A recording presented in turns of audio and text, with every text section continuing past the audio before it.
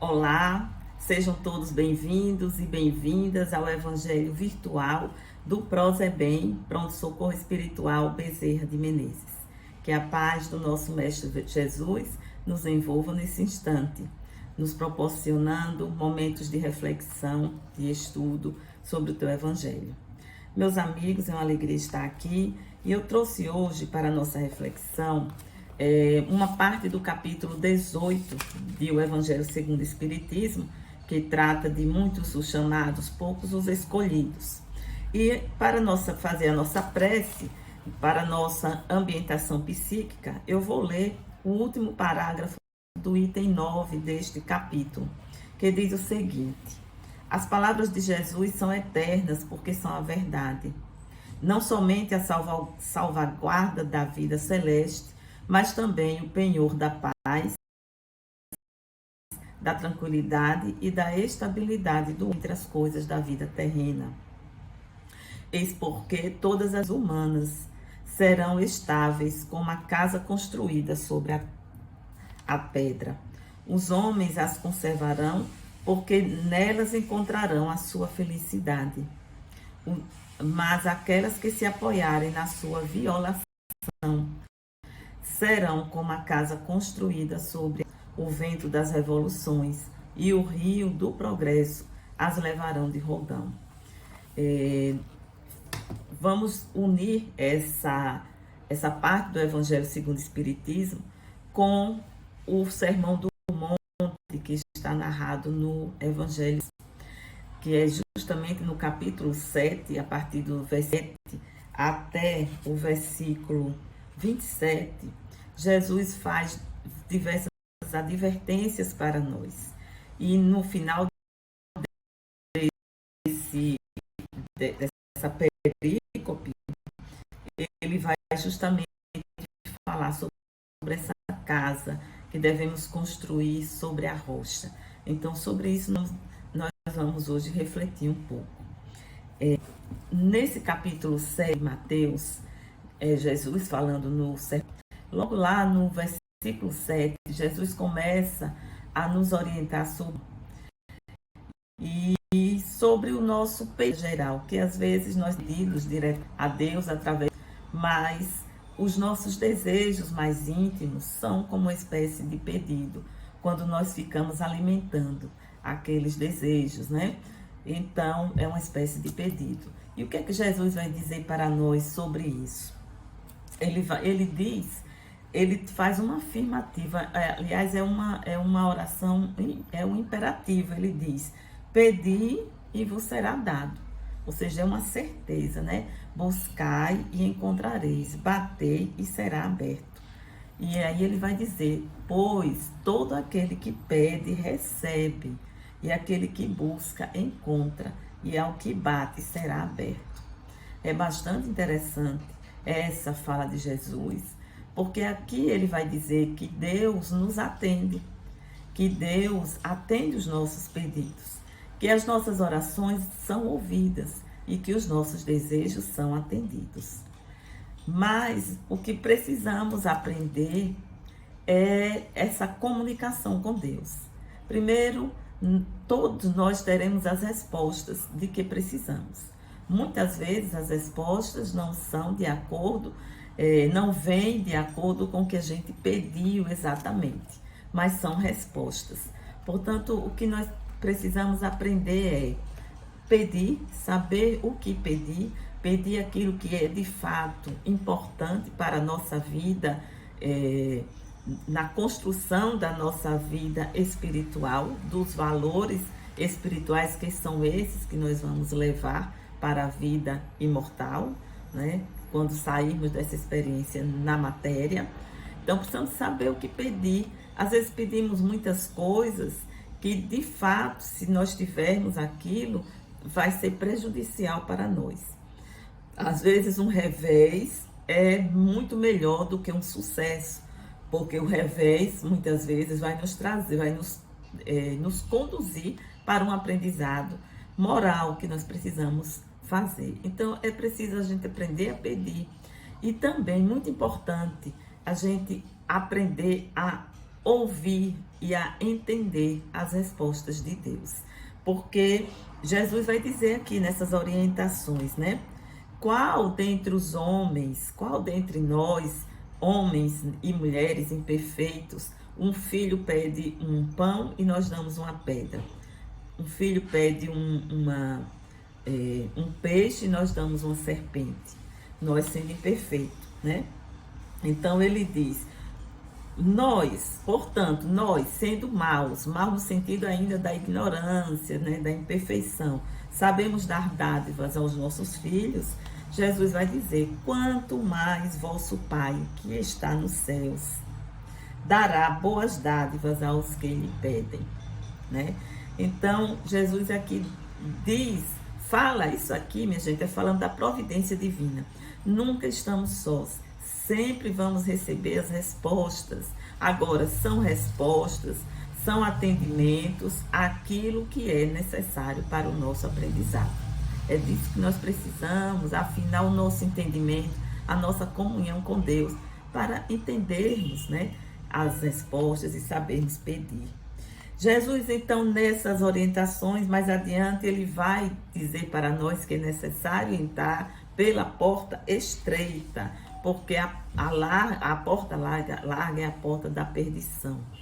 Muitas vezes entramos pelas portas largas em busca de uma felicidade, de uma tranquilidade na terra, mas buscando nos valores da terra, buscando na satisfação dos nossos sentidos físicos.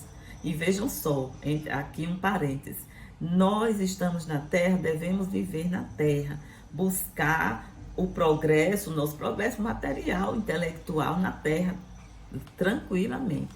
Agora, se nós colocarmos a nossa felicidade nesses valores terrenos, no emprego, em ter bens, em ter um status social, em ter uma profissão, isso tudo nos é lícito. Mas se nós colocarmos a nossa felicidade nessas coisas materiais, que vão ficar na terra quando nós voltarmos para o mundo espiritual, fatalmente nós iremos nos frustrar, nós iremos nos entristecer, porque tudo isso aqui na terra vai perecer. A profissão vamos deixar de ter, o corpo físico nós perderemos, né? Deixaremos ele aqui na terra, os bens materiais, o status social, até a nossa condição dentro da família ficará. Portanto, quando Jesus diz entrai pela porta estreita, é porque muitas vezes precisamos renunciar aos nossos desejos inferiores, aos nossos desejos mais infantis, em busca dos valores espirituais. Um exemplo, para nós deixarmos qualquer tipo de vício, seja ele um vício físico, biológico, né? Psicológico ou um vício moral, é preciso de uma disciplina, de um esforço. Esse é o entrar pela porta estreita. Quantas vezes precisamos renunciar a algumas coisas, silenciar muitas vezes, né? Para podermos apaziguar, vamos dizer assim, o ambiente e nos apaziguar, né? Então, depois Jesus, nessas orientações, vai nos dizer que é preciso ter cautela com relação aos falsos profetas, que vêm com vestes de ovelha, mas por dentro são lobos vorazes. Então, é para nos acautelar, para não sermos induzidos, conduzidos por ideias, né, por doutrinas que aparentemente são justas, são boas, mas que, quando vamos analisar, elas são contrárias aos ensinamentos de Jesus. Então, muitas vezes, aparentemente, alguém fala de alguma coisa muito boa, mas quando nós vamos olhar ali naquela doutrina, ou naquela ideia, tem uma condição de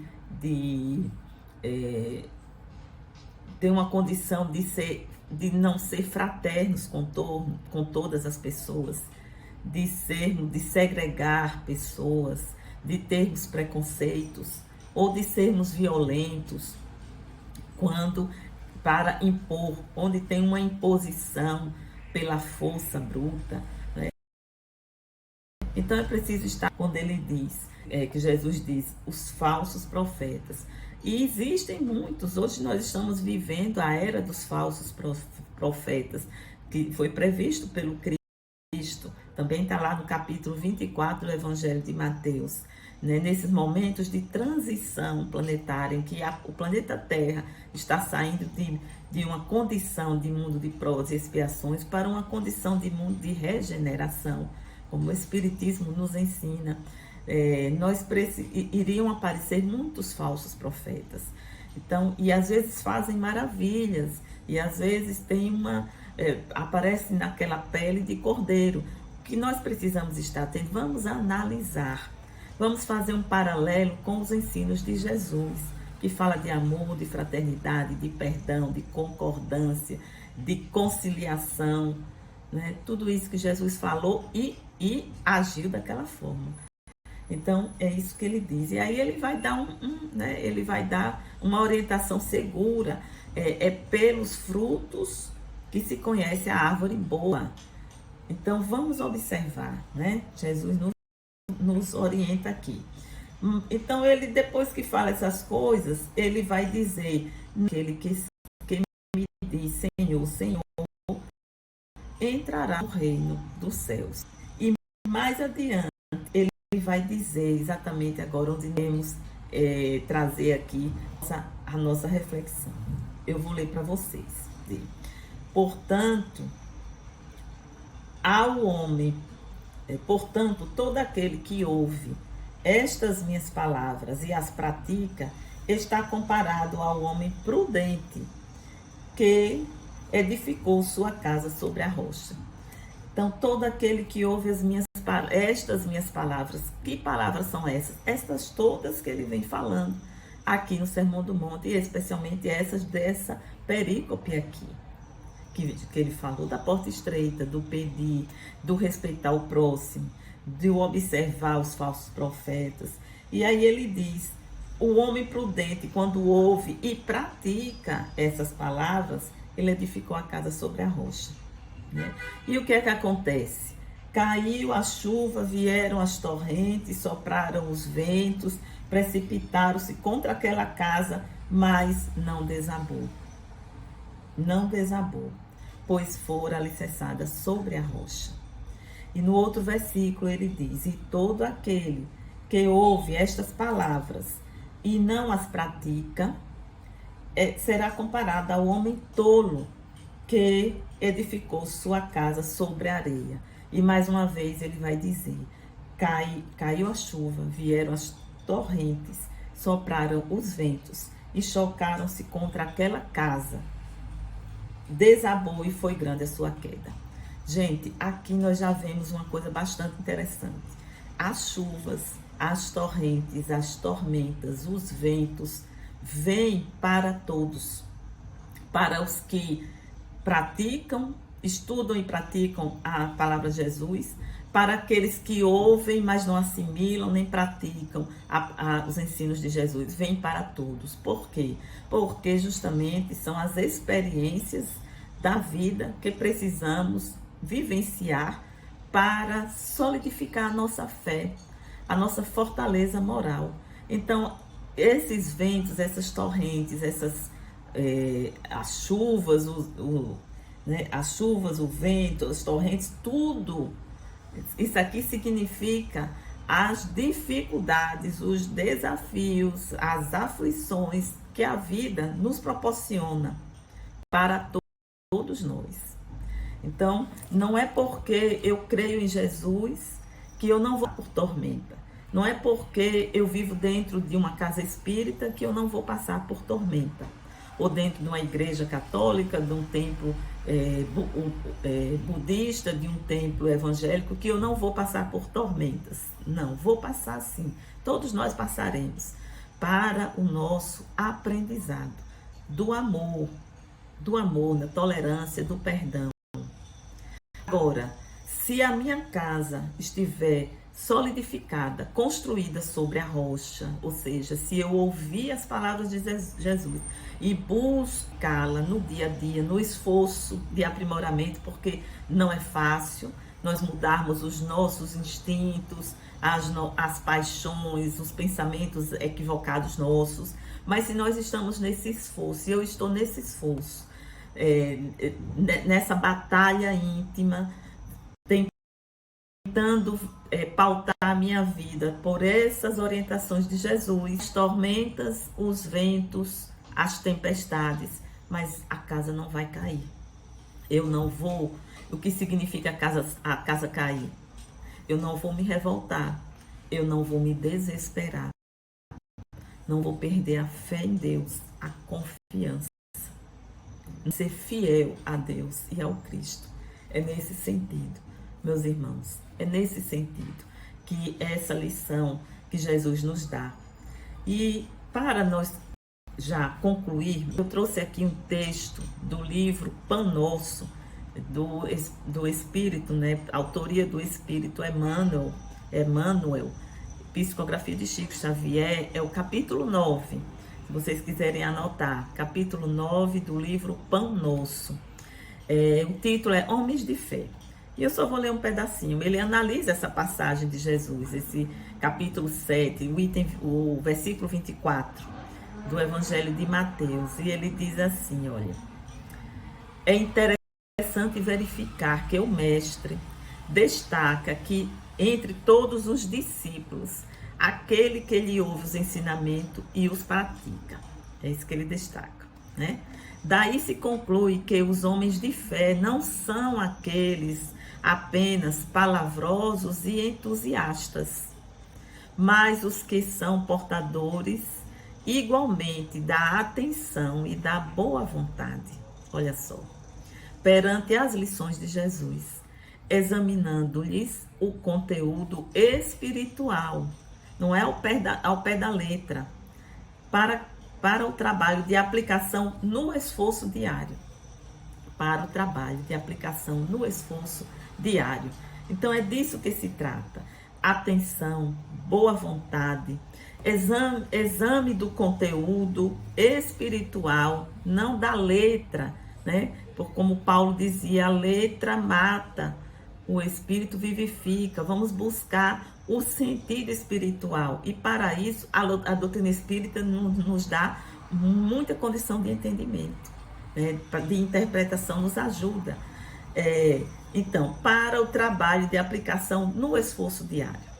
É isso que vai fazer com que a nossa construção diária seja sólida, em cima de uma pedra, em cima de uma fé viva, de um saber, de uma certeza de que Deus nos responde, de que Deus está conosco e de que é pelo caminho do esforço pessoal, do trabalho no bem, que nós vamos continuar essa caminhada e construir essa casa sobre a rocha. Meus amigos, essas eram as palavras que eu queria trazer hoje para a nossa reflexão de todos nós. E vamos fazer então a nossa prece. Divino amigo Jesus, queremos te agradecer, Senhor, por todo o seu amor por todos nós. E te rogamos por essa humanidade, em especial por todos os que sofrem as dores da alma, as dores psicológicas e as dores do corpo físico. Ampara todos, Jesus, e continua a nos iluminar, nos guiar por essa estrada que Ele nos leva ao Pai. Deus seja louvado hoje e sempre. Meus amigos, muita paz a todos, um grande abraço e até um próximo encontro.